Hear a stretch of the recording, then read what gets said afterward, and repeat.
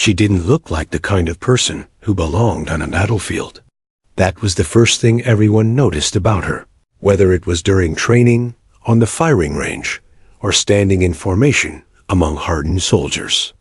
She wasn't imposing, didn't carry the air of someone desperate to prove themselves, and never once tried to outshout or outshine the rest.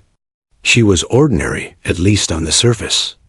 But beneath that quiet exterior was something most soldiers lacked: unshakable focus. From her earliest days, she had been fascinated not with loud machines or flashy power, but with precision. As a child, while others chased speed or chaos, she was content with tasks that required patience, lining up stones by size, sketching maps of her neighborhood with meticulous detail, even sitting for hours just to see if she could identify the exact moment the sun dipped below the horizon. It wasn't boredom. It was discipline, even if she didn't yet understand it. When she first touched a rifle, everything clicked into place. At basic training, instructors quickly realized she had an unusual gift. While others pulled the trigger in bursts of excitement, flinching at recoil and missing their targets, she remained calm. Her hands were steady, her breathing controlled, her eyes sharp and unblinking. In her first live fire test, she hit 9 out of 10 targets cleanly. The 10th? She had aimed for the smallest part of the silhouette, the head, and missed by less than an inch. Even then, she didn't look frustrated. Instead, she simply adjusted her grip and nodded quietly, as though filing the information away for later. "Not bad," one instructor muttered under his breath. But as weeks turned into months, "not bad" became unnerving. She didn't just shoot well, she shot perfectly. She absorbed lessons about wind drift, trajectory, and elevation as if she had known them all her life.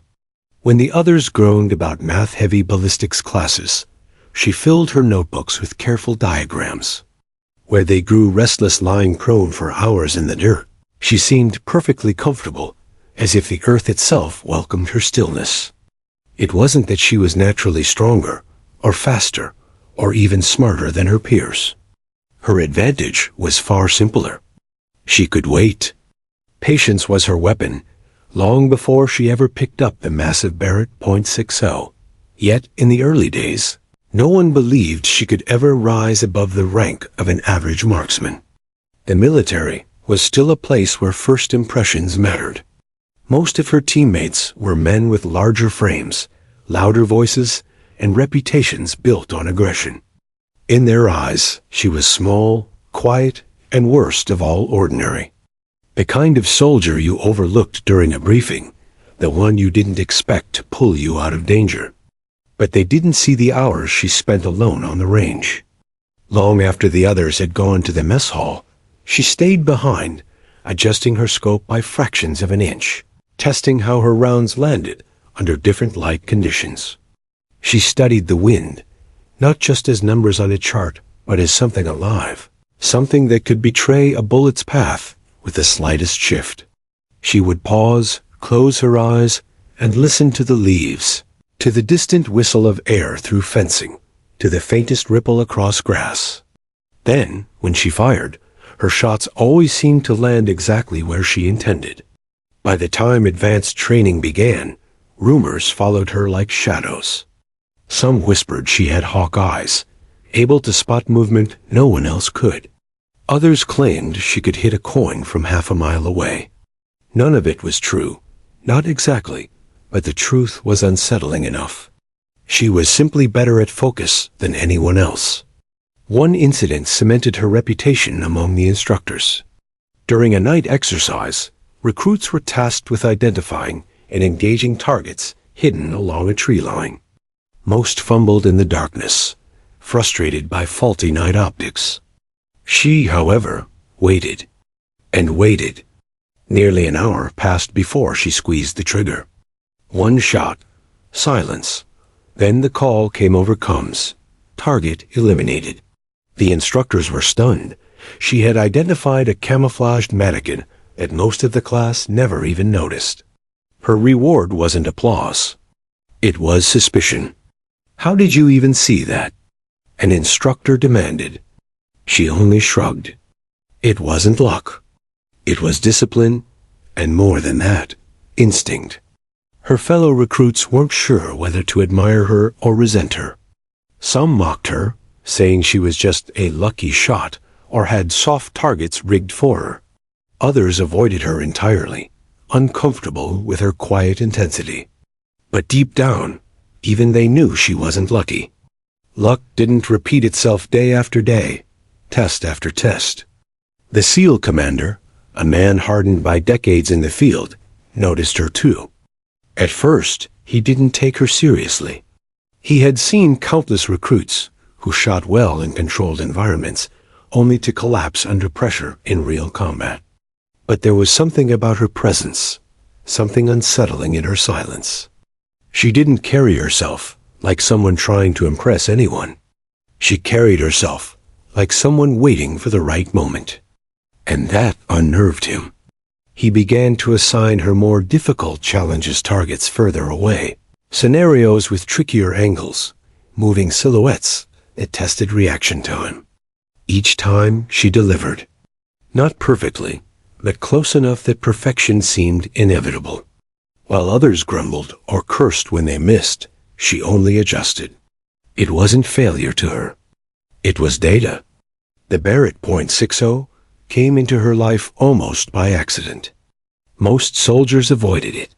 The weapon was enormous, nearly impossible to maneuver, and brutal on the body. It wasn't a rifle, it was a cannon disguised as one.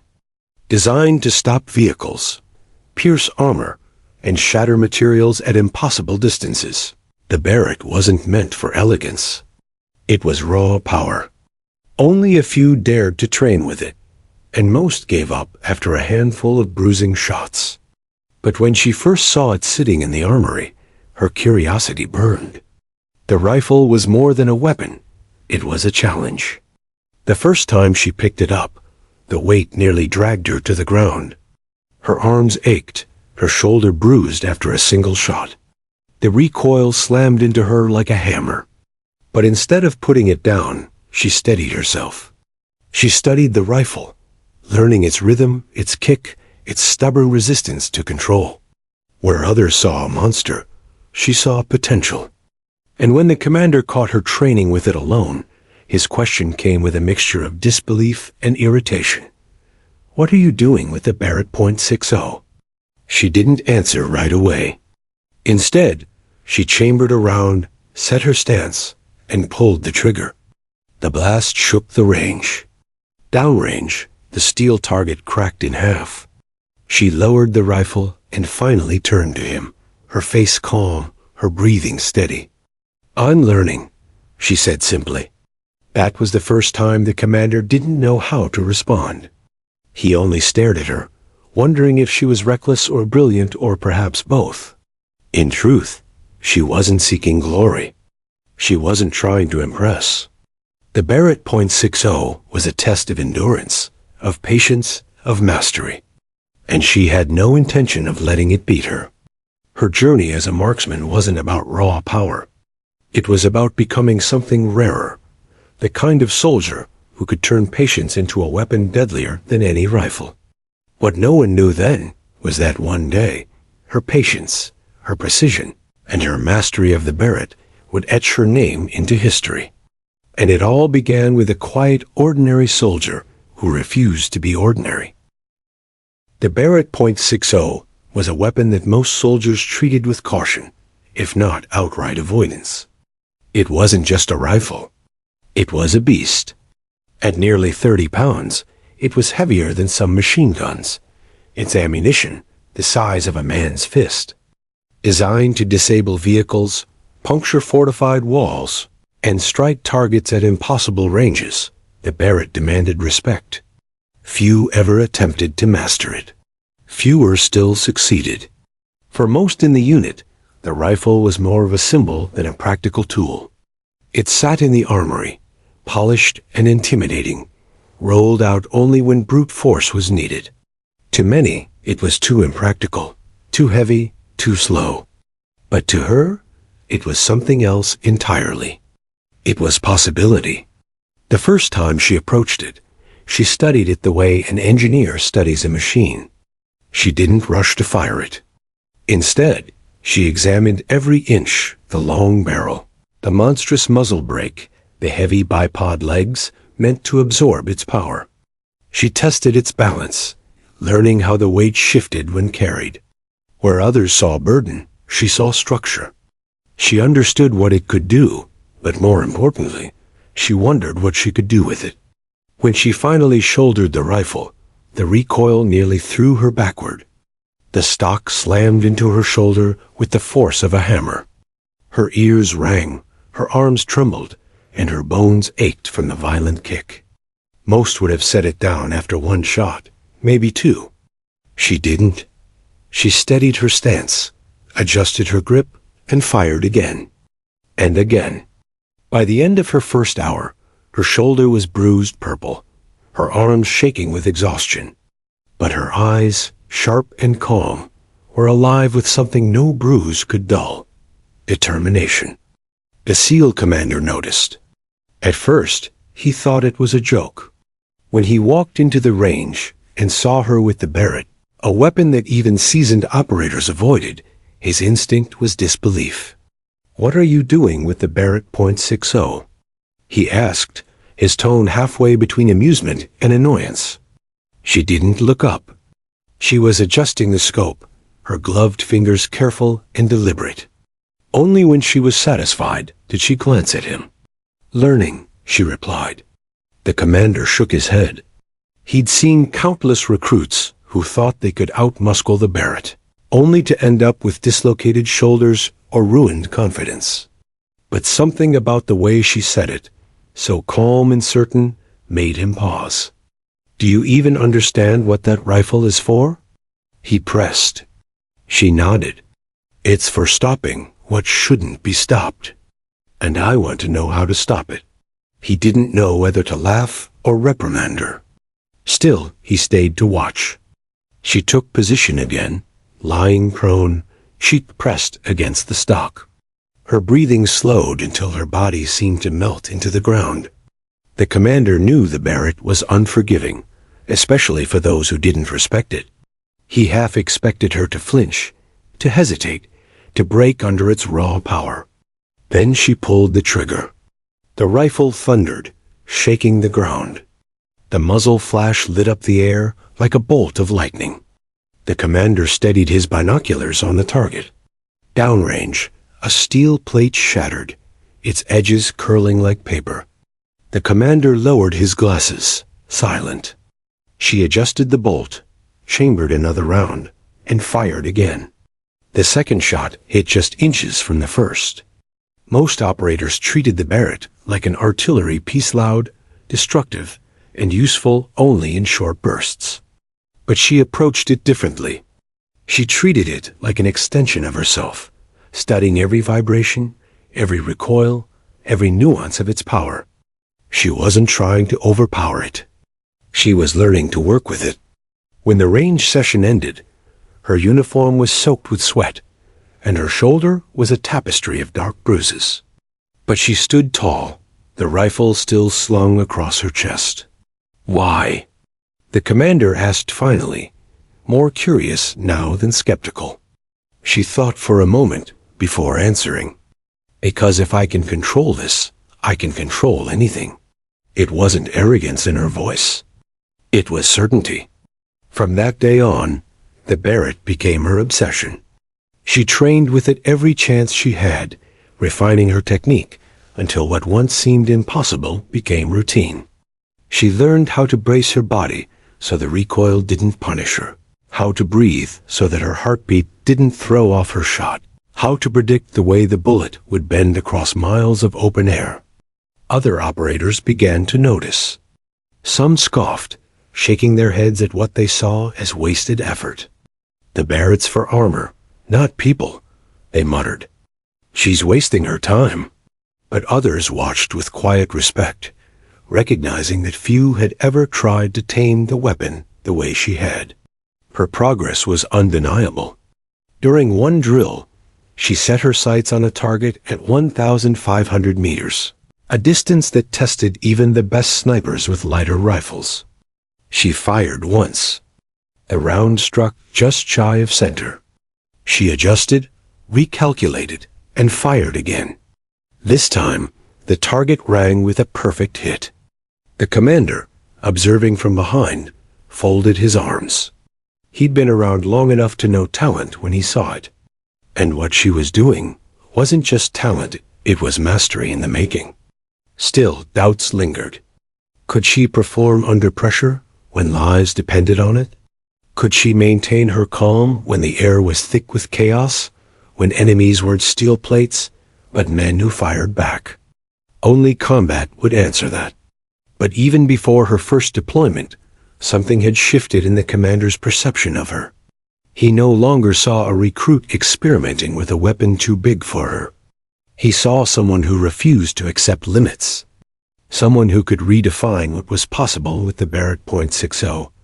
He didn't say it aloud, but deep down he knew. One day, this rifle would carry her name into history. For her, the bruises, the skepticism, the whispers behind her back, none of it mattered. A Barrett wasn't just a weapon.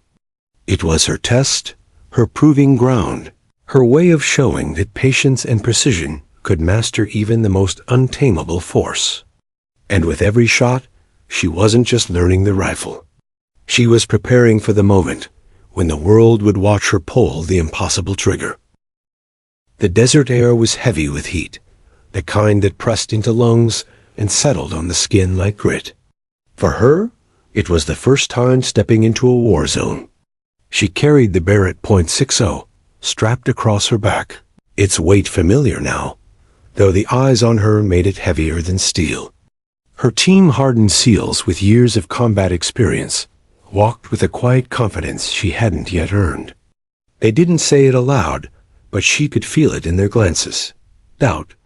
To them, she was still the anomaly, the soldier who had chosen the monster rifle. The commander kept his silence, watching her closely, as though waiting for the moment she would falter.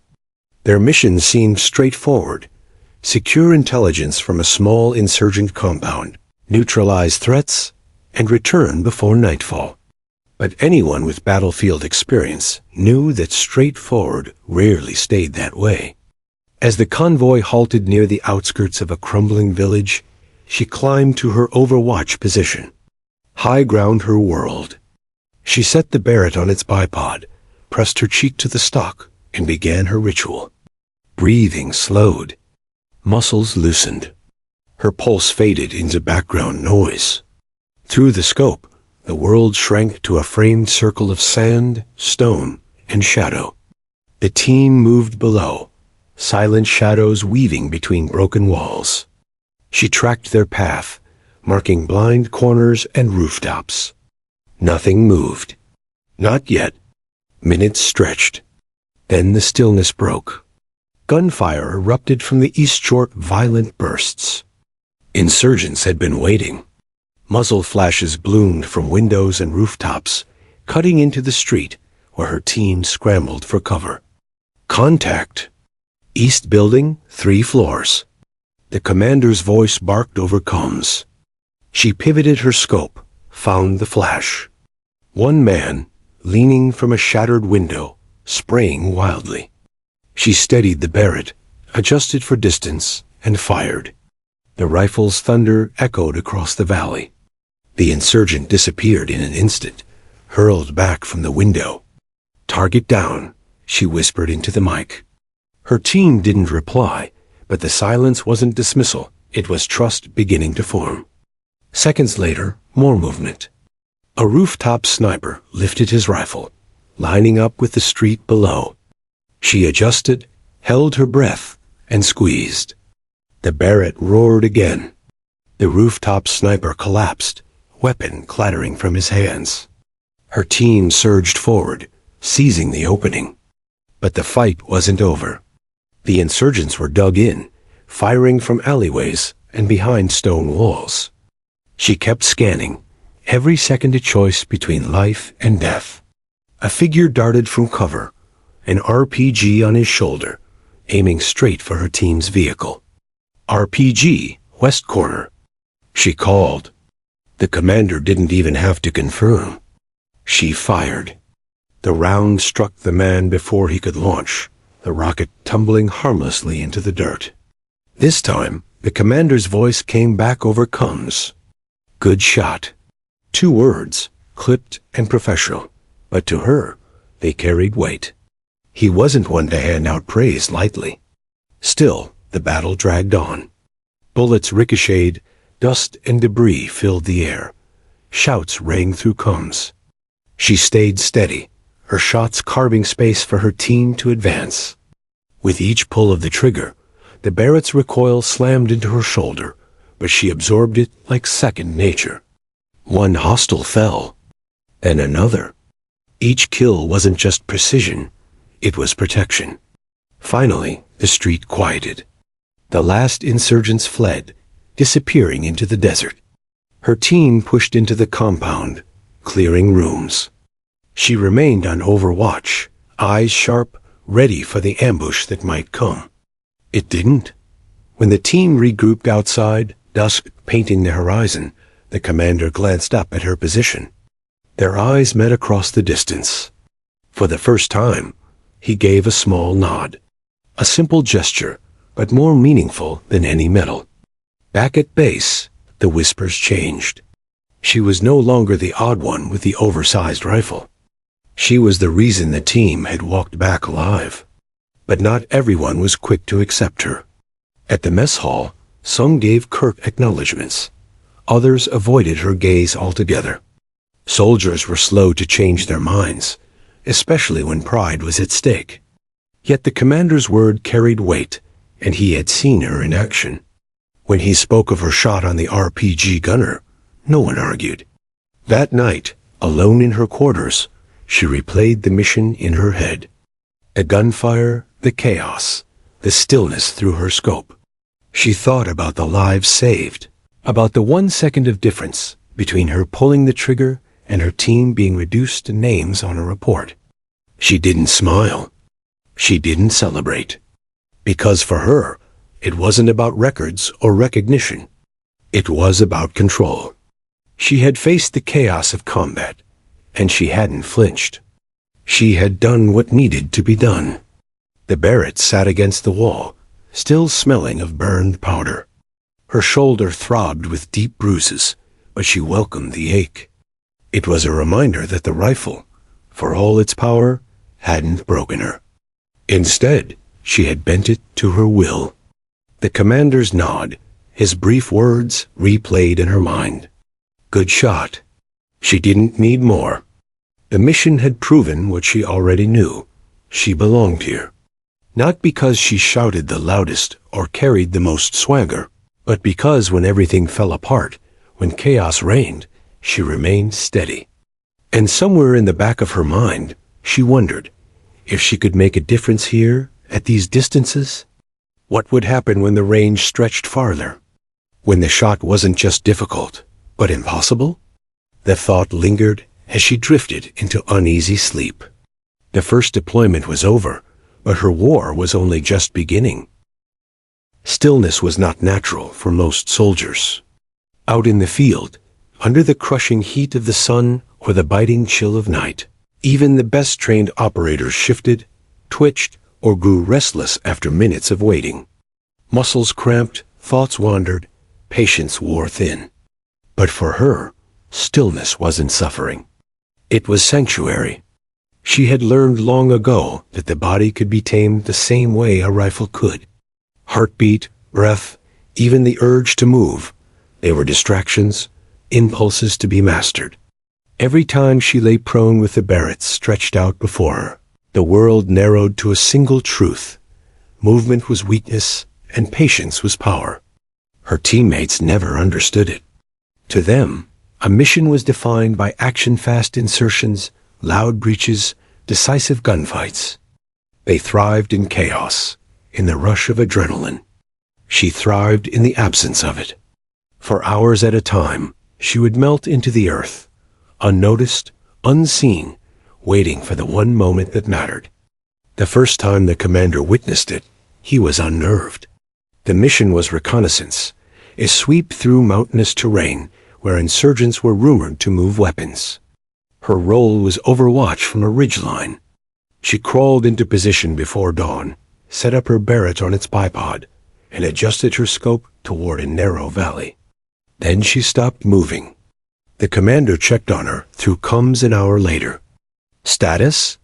"Watching," she whispered. 2 hours passed. Then 4. The sun rose higher, baking the rocks, shimmering heat waves across the valley floor. She didn't flinch, didn't drink from her canteen, didn't even roll her shoulders to ease the strain. By the 6th hour, one of the younger operators muttered into comms, "How the hell is she still in the same position?" The commander said nothing. He was wondering the same thing. At the 9th hour, dust plumes rose in the distance. A convoy of pickup trucks crawled into the valley, each loaded with crates and armed men. Through her scope, she tracked them with unhurried precision, noting weapons, uniforms, license plates. She spoke calmly into the mic, giving her team a full count before they even reached the valley's midpoint. When the commander finally gave the order to exfil, she shifted only once to pull the Barrett back into its case. 9 hours of stillness broken in a single fluid motion.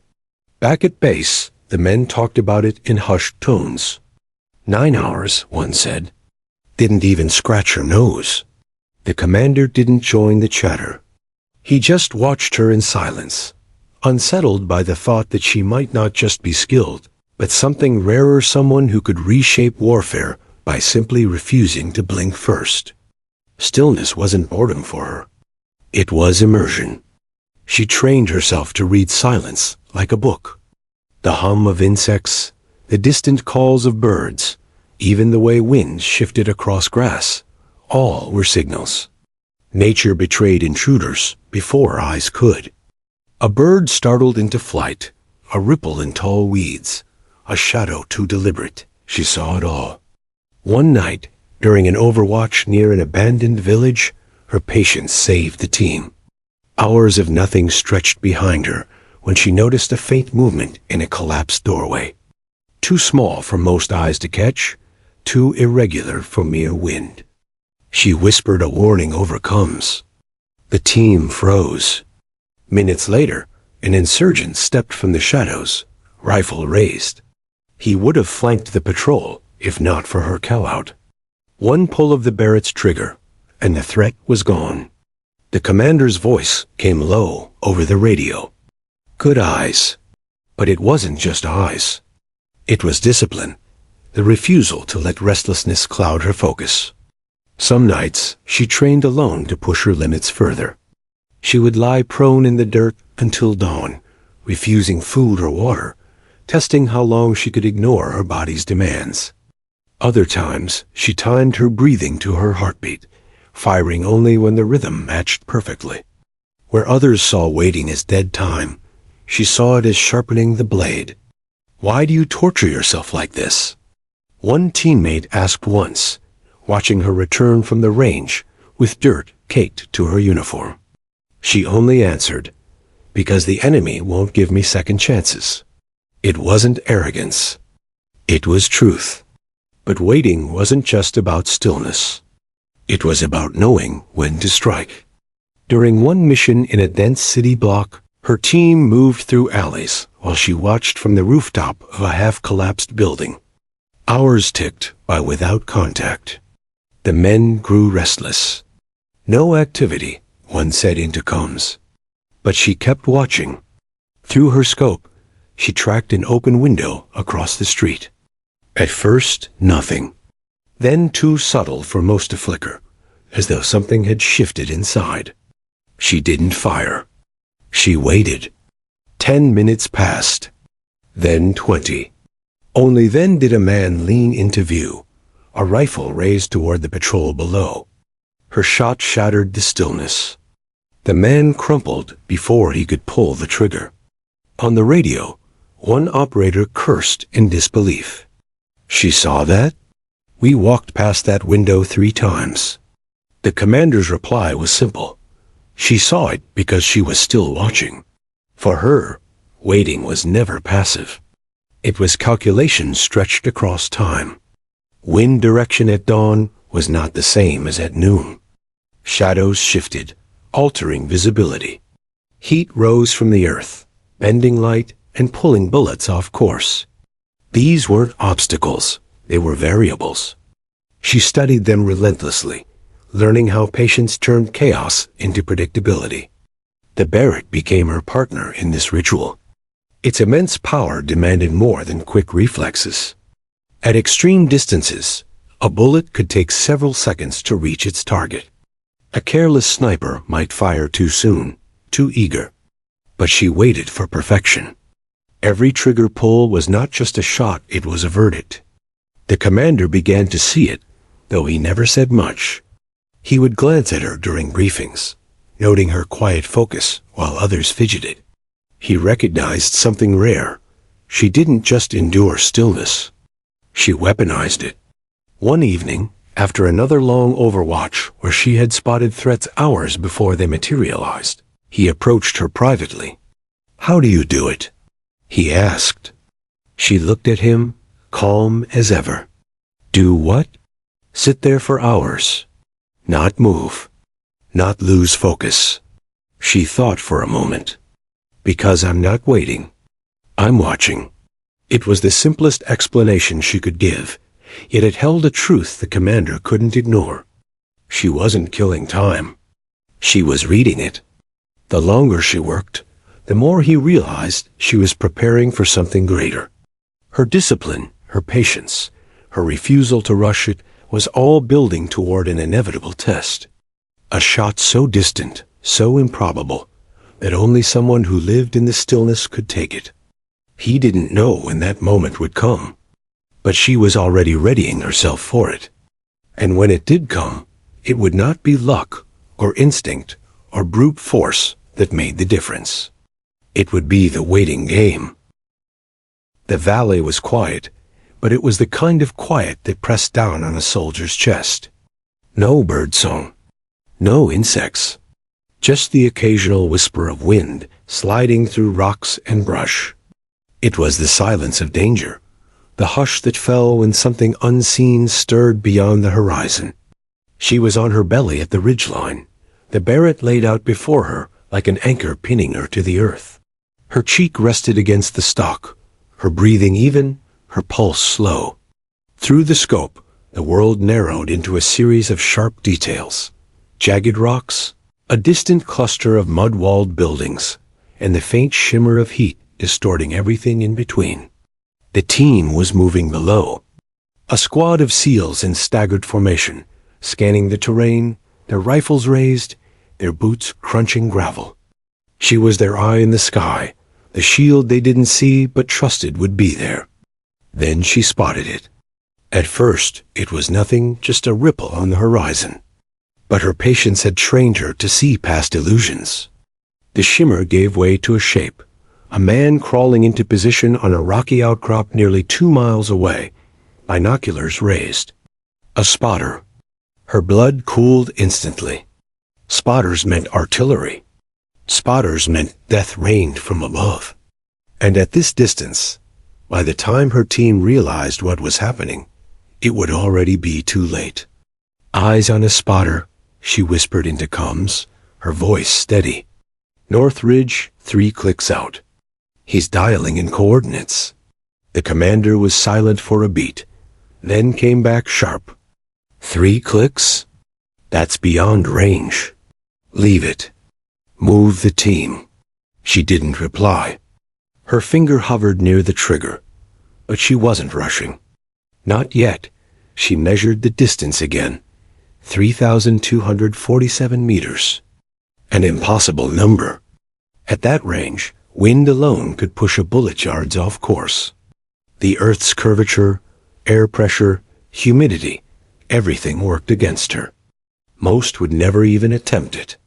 But most weren't her. She shifted slightly, the only movement she had made in nearly an hour, adjusting the Barrett on its bipod. Her calculations began to stack in her mind like equations on a chalkboard. Wind from the west, 3 knots. Humidity low. Heat shimmer creating visual distortion.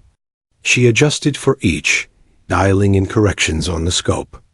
The spotter was still there, scribbling into a notebook, his lips moving as he murmured coordinates. He had no idea death was staring at him from 2 miles away. The commander's voice came again, harsher now. I said leave it. That's not a shot you take. Pull back. Still she didn't answer. The world around her fell away. There was no commander, no team, no war. There was only her, the Barrett, and the target. Her breathing slowed. 1 inhale, hold, exhale, hold. She waited. Not for permission, not for reassurance. She waited for the moment when the air stilled, when the mirage of heat calmed just enough to give her a clear sight picture. Then she squeezed. The Barrett thundered, its recoil kicking against her shoulder, dust spraying into the air. But she didn't flinch, didn't look up. She stayed in position, eyes fixed through the scope, tracking the bullet in her mind. 3 seconds passed. At this distance, the bullet's journey felt eternal. It cut through layers of atmosphere, pushed by physics that no human eye could see, defying odds stacked against it. 4 seconds. The spotter shifted slightly, as though sensing something. Then he collapsed. The round struck just below his cheekbone, snapping his head back with violent finality. His notebook scattered to the wind, his body crumpled lifeless against the rocks. For a heartbeat, no one spoke. The silence was heavier than before, pressing down on every operator who had just witnessed the impossible. The commander finally broke it, his voice low, almost disbelieving. Confirm? Impact? She didn't answer with words. She only gave the coordinates again, steady as a metronome. A younger SEAL muttered, "Holy." She hit him. At over 3 clicks. The commander froze, binoculars pressed to his eyes. He saw the body. He saw the blood. And for the first time in his career, he felt a chill run down his spine, not from fear of the enemy, but from awe at the soldier under his command. The team below moved quickly now, their exfil path clear. The artillery strike that should have rained hell on them never came. They owed their survival to a single bullet fired from a woman, lying prone on a ridgeline, calm as stone. But she didn't bask in it. She didn't smile, didn't even sigh. She simply reloaded the Barrett, eyes still scanning the horizon for the next threat. For her, the record shot wasn't triumph. It was duty fulfilled. The commander, however, couldn't let it go. As the team regrouped hours later at the forward operating base, whispers had already spread. Operators leaned against walls, muttering about the shot, some skeptical, others awestruck. Numbers 3,200 meters, maybe more, echoed like a legend already forming. The commander found her cleaning her Barrett in silence. "What are you doing with that rifle?" he asked, the same question he had asked months ago when she first chose the Barrett 60. But this time his voice carried something different. Not doubt, not irritation, something closer to reverence. She looked up at him, her expression unreadable. "Protecting the team," she said simply. And then she went back to cleaning, as though nothing extraordinary had happened. But the commander couldn't shake it. He had seen impossible shots before, but nothing like this. This wasn't just a record, it was a redefining moment. A sniper rewriting the limits of human capability. The rest of the men kept glancing at her, their skepticism slowly turning into something else. Respect, laced with unease. She had done what none of them could, and she had done it without hesitation, without permission, without needing anyone to believe in her first. The commander finally realized the truth. She wasn't just another operator with a rifle. She was the weapon. That night, as the desert cooled and silence reclaimed the base, she lay awake staring at the ceiling. She wasn't thinking about glory or records or even the whispers she knew would never die down. She was thinking about the spotter's eyes in the final seconds before the bullet hit, about the weight of responsibility that came with every trigger pull, about how each shot wasn't a mark in history, but a life ended, a ripple through countless others. For the world, it would become a story of triumph. For her, it was another night in the waiting game, another choice she would carry forever. The camp was alive with whispers that night. Forward operating bases were usually filled with the same routines after missions gear checks. Weapon cleaning, a quick meal before exhaustion dragged everyone to their bunks. But this night, routine had been shattered. Everywhere she walked, silence followed. Not the respectful kind, but the heavy, curious kind that spread when men tried to decide if what they'd seen was possible, or if they had imagined it. She sat cross-legged on a cot in the dim glow of a single lamp, field stripping the Barrett. Her hands moved with practiced efficiency, wiping carbon from the chamber, checking the bolt, inspecting the barrel.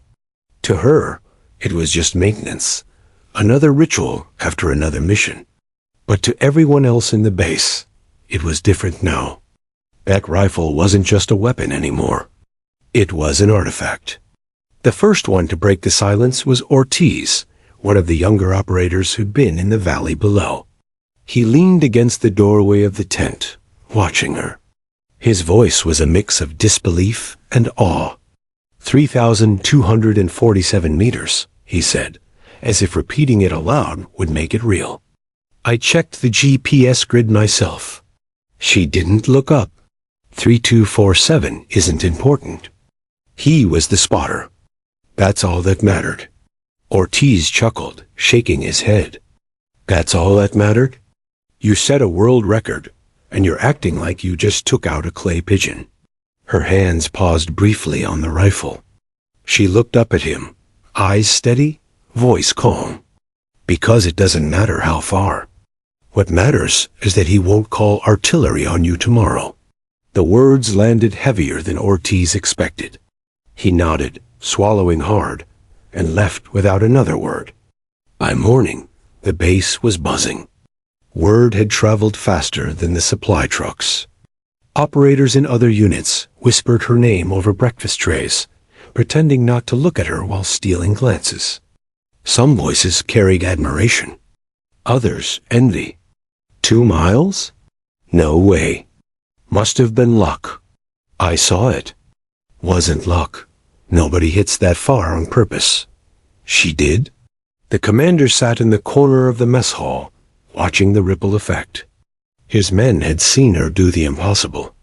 And now, instead of just another operator in his command, she was something else entirely an outlier, a legend forming in real time.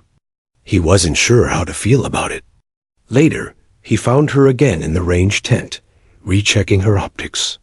He closed the flap behind him, shutting out the chatter of the base. You understand what you did? He asked. She didn't look up. I did my job? No, he said, his tone firm. You redefined the job. No one has ever made a shot like that in combat. Ever. People are going to talk. Hell, people are going to write about it. Her brow furrowed slightly. That wasn't the point. I didn't take the shot for records. I took it because he was about to kill you. The commander studied her face. No pride, no ego, no trace of the satisfaction others would be drowning in by now. Just the same calm resolve she always carried. He sighed. Doesn't matter why you did it. What matters is now it exists. And once something like that exists, it changes everything. The change was immediate. In training drills, men who once dismissed her now asked for advice on wind calls and scope adjustments. Some listened with genuine respect. Others listened with folded arms, eyes narrowed, as if daring her to prove it again. One afternoon, a senior operator named Mason cornered her near the ammo crates. His voice was low, biting. You know, half the guys don't believe it, right? They think the commander made it up to boost morale. She wiped her hands on a rag, unconcerned. Believe what you want. Mason stepped closer. I've been on Overwatch for 12 years. I've trained snipers who could split a playing card at 1,000 yards. Nobody hits over 3 clicks clean. Not on the first shot. She met his stare without flinching. Maybe they never waited long enough. The simplicity of her reply left him speechless. Mason walked away, but she could feel his resentment trailing behind him like a shadow. The commander, meanwhile, was caught in his own conflict. He was proud of her. He couldn't deny that, but pride was tangled with unease. A soldier who did the impossible became more than a soldier. She became a symbol. And symbols were dangerous. They carried weight, expectations, and sometimes envy sharp enough to split units apart. He brought it up in a secure call with higher command. She made the shot, he said flatly. On the other end of the line, silence lingered, then a laugh. 3,000 meters? Come on, Commander. That's a story, not a report. It's not a story, he said. It happened. Then you've got yourself a problem, the voice replied. Because if word spreads, every sniper in the military is going to measure themselves against her. And if it's true, she's not just a soldier anymore. She's history. The commander ended the call with a sinking feeling. History wasn't what he wanted. He wanted soldiers who could fight today, not legends who distracted tomorrow. For her, though, none of it mattered. She ignored the chatter, the skepticism, the awe. She kept her routines, cleaning her rifle, logging her observations, spending hours in stillness at the edge of the range. To her, the record didn't exist. Only the next mission did. One night, Ortiz approached her again, unable to keep the curiosity bottled up. Does it bother you? He asked. What? That everyone's talking about it? That you're I don't know, a legend now. She tilted her head slightly, as if the word legend didn't fit in her vocabulary. I didn't take the shot to be remembered, she said. I took it so you'd be alive to ask me this question. Ortiz smiled faintly, then looked down, almost embarrassed. He realized she wasn't just different because of the distance she had shot. She was different because she had no need for glory. Still, legends don't ask permission to be born. They simply grow in the retelling. By the end of the week, she could feel it building. The whispers became stories. Stories became claims.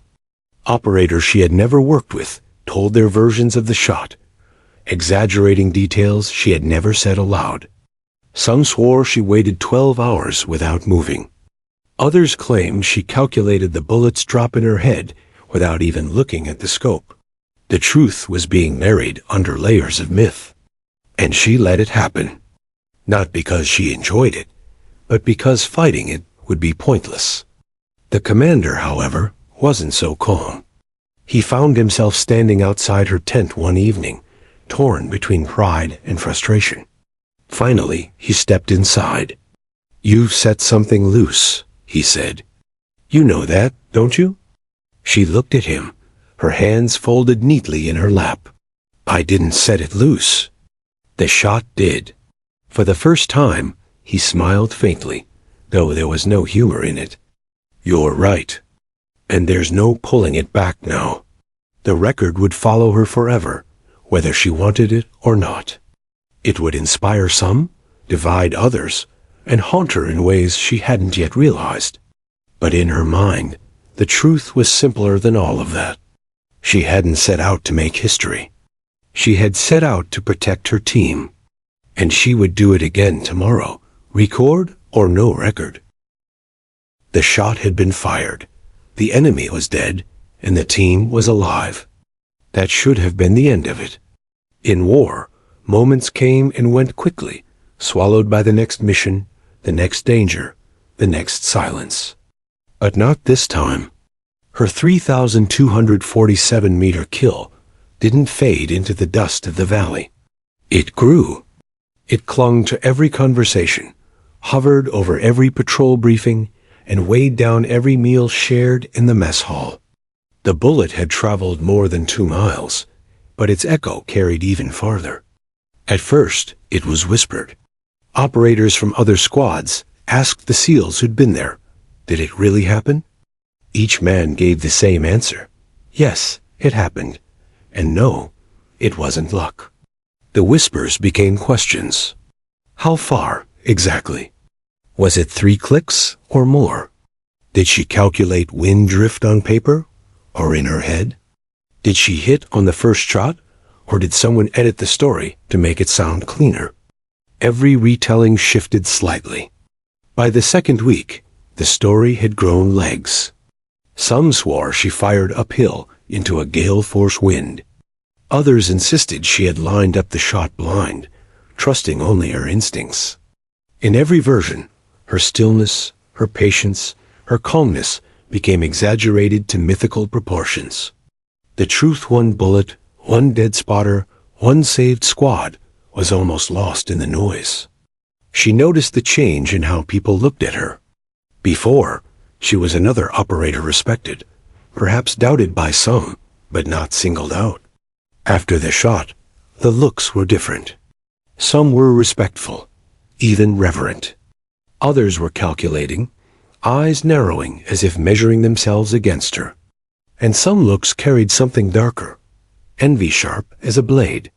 One evening, during downtime, Ortiz pulled her aside.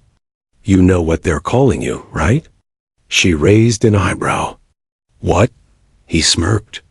The ghost at 3 clicks. She sighed, shaking her head. That's ridiculous. Maybe, but it's sticking. Guys are already using it in the comms chatter. She said nothing more. Nicknames were common, but this one wasn't born from camaraderie. It was born from myth. And myths had a way of overshadowing the human beneath them. Not everyone admired her. Mason, the seasoned sniper who had challenged her before, grew colder with each passing day. He didn't mock her openly, but his silence was louder than words. When others praised her patience, he would roll his eyes. When men asked her advice on wind calls, he would walk away, jaw tight. Once, during a live fire exercise, Mason deliberately set up beside her on the line. He fired 3 tight groups at 1,000 yards, each near perfect. Afterward, he muttered just loud enough for others to hear. That's what real repeatable skill looks like. Not some miracle shot you'll never hit again. She didn't bite. She didn't even look at him. Her calm silence frustrated him more than words ever could. The commander, meanwhile, struggled with his own burden. Pride pulled one way, responsibility the other. He knew she had saved the team, perhaps even his own life, with that impossible shot. He wanted to honor it. But he also knew the danger of legends. Soldiers who became myths often lost something: privacy, humility, even their edge. Others began to see them as untouchable, or worse, targets. And legends were tempting for the brass, who loved symbols they could parade in front of the public. He called her into his office one evening, the 2 of them alone. You've noticed the way things are changing, he said. She gave a small nod. I can't stop the stories, he admitted, but I can manage them. If command gets a hold of this and pushes it into headlines, your life won't be your own anymore. Her expression didn't change. It doesn't matter. Records don't win wars. Staying alive does. He leaned forward, his voice softer. That's the thing. Staying alive gets harder when everyone wants to test the legend. You understand? For the first time, she looked away, just slightly. She understood. The tension spread into missions. On patrols, men gave her more space, waiting for her callouts before making moves. They trusted her, yes, but they also leaned too much on her. It was as if they thought she couldn't miss, that she would always see what they couldn't. It was a dangerous kind of reliance, one she had never wanted. During one overwatch, she spotted 3 insurgents moving between buildings. She called them out, dropped 2 with precision shots, and directed the team to cover the 3rd. The job was clean, efficient. But afterward, Ortiz joked, "Why didn't you just take the 3rd too? We all know you could have nailed him blindfolded at a mile." She didn't laugh. To her, there was nothing funny about it. The pressure of the record began to seep into quiet moments too. She noticed it when she trained alone at the range. Before the shot, she had always measured progress against herself tighter groups, cleaner timing, steadier breathing. Now she felt the weight of unseen eyes. Every miss, every imperfect shot seemed to whisper, "She's not as good as the story." It wasn't doubt. It wasn't fear. It was the knowing realization that she was no longer competing against herself. She was competing against a myth she had never asked for. The commander saw it too. One evening, he caught her lying prone at the far range long after the others had gone. Through the scope, she was steady as stone, but when she fired, the shot went wide. She exhaled slowly, chambered another round, and missed again. He approached quietly. "You don't have to chase it." She lowered the Barrett, turning her head toward him. "I'm not chasing it. I'm trying to forget it." He understood then that the record was no victory to her. It was a shadow. A mark she hadn't wanted, one that threatened to redefine her in ways she couldn't control. Yet despite the envy, the whispers, and the weight of expectation, one thing remained unchanged, her focus on the team. On missions, she was still the calm voice in the comms, the patient eye on the horizon, the shield no one saw but everyone relied on. The men began to see it too. Not the legend, not the myth, but the truth. Ortiz put it best one night when the others were debating the shot again. "Look," he said, "you can argue luck, distance, or whatever. But at the end of the day, she's the reason we're all still sitting here. That's what matters." The room fell quiet. For once, no one argued. The aftermath of her record wasn't celebration, and it wasn't disaster. It was something in between, a shift in how others saw her, how the commander struggled to protect her, and how she carried the invisible weight of a bullet that had flown too far, too true. Legends, after all, didn't belong to the people who created them. They belonged to the ones who told the story. And her story was only just beginning. The war did not pause for her record. Missions kept coming, patrols kept leaving at dawn, and convoys still rolled down dirt roads into hostile valleys. There was no ceremony, no medals handed over in the dust. Her shot, as extraordinary as it was, had been just one bullet in a war of thousands. And yet, beneath the rhythm of daily operations, something had changed. She felt it in the silence. Operators still joked, argued, and cursed the heat, but whenever she entered a room, conversation bent around her. Some nodded with respect, others with wariness, but no one looked at her the same way anymore. She was not just a soldier now. She was a story people told, even if she never spoke a word of it herself. Higher command noticed too. Quiet memos came down requesting details, after-action reports, confirmation of distances and coordinates. The commander handled most of it, giving clipped answers, refusing to embellish. He knew what they wanted: a headline, a symbol, a weapon not of steel but of legend. But she wanted none of it. When the commander mentioned that the brass might consider writing her into official commendations, she shook her head firmly. "I don't want my name in papers," she said. "Why?" he asked. "Because the paper won't remember the man I shot. It'll only remember the number. And numbers don't keep people alive." He let the subject drop. He knew she meant it. Among the team, the legend still lingered, but time began to dull its edge. Missions demanded focus, and in firefights, No one cared about records, only survival. Slowly, she reclaimed some of her anonymity, her silence blending back into the background. But the commander noticed something else. Even when the men forgot, she did not. At night, when the base was quiet, he sometimes saw her sitting alone, her Barrett across her lap, her gaze fixed on the horizon, as if replaying that single moment again and again. She never spoke of it, never explained what she was thinking, but he understood. A shot like that left a mark deeper than any medal. She had killed at a distance where most men couldn't even see, and that distance stayed with her. Whispers still reached her ears. In other units, in other bases, her name traveled in fragments. She became the ghost at 3 clicks, the one-shot phantom, the sniper who had done what no one else dared even attempt.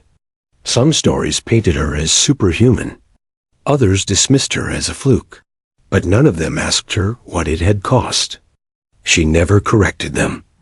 The truth was simpler and heavier.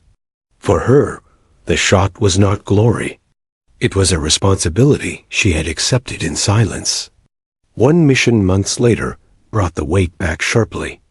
Her team was pinned by machine gun fire from a ridge nearly a mile away. The men ducked behind cover, shouting, trapped. The commander barked into comms. "Can you take it?" She was already in position, scope dialed in, breath steady. At 1,600 meters, the shot was almost comfortable compared to the record. She squeezed, a gunman dropped, and the team moved again. Afterward, Ortiz grinned. Easy work for the record holder. But she only shook her head. No shot is easy. That answer silenced the men more than any lecture could. The commander often wondered how she carried it so calmly. He had seen men destroyed by far less snipers, haunted by the faces of enemies they'd killed at 100 yards. Men who drank themselves hollow, trying to silence the echoes of war. But she didn't drown in it. She bore it. Quietly, steadily, as if the weight itself was just another part of the rifles she carried. One evening, as they cleaned weapons side by side, he finally asked, "How do you live with it?" "That shot, that record." She paused, then replied softly, "By remembering it wasn't mine. It belonged to the team. They're the reason I took it. They're the reason it mattered." He nodded slowly. It was an answer only she could give. When her rotation ended, and she flew back to the States, there were no parades waiting. No reporters. Just an empty tarmac, and the sound of boots on concrete. She blended into the stream of returning soldiers, carrying her duffel like anyone else. But the story had already traveled home ahead of her. In bars near bases, men swapped tailies of the sniper who could kill from 2 miles out. In online forums, debates raged about wind speed, bullet drop, and whether the shot was even possible. She was discussed by people who had never seen her face, never heard her voice. And she let them talk. Because to her, the legend was theirs now, not hers. The commander never forgot. In his after-action reports, he documented the shot with precision, range, conditions, calculations. But in the section labeled remarks, he wrote only one line: "She saved her team." That's all that matters. Years later, when new recruits asked about her, they spoke in tones usually reserved for ghosts. Was the story real? Did she really fire that far? Was she still alive? The veterans who had served with her gave the same answer every time. Yes, it happened. But she never bragged. Never even mentioned it. That silence became part of the legend itself.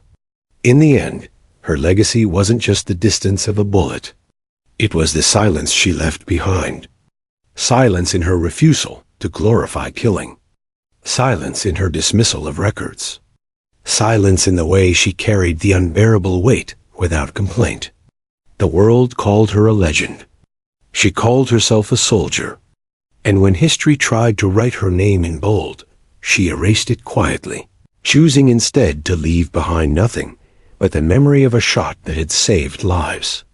The Barrett .60 sat cleaned and oiled in its case, no different from any other rifle, except for the story it carried. A story she never told and never needed to. Because in the end, the greatest legacy she left was not the record, not the whispers, not the myth. It was the silence.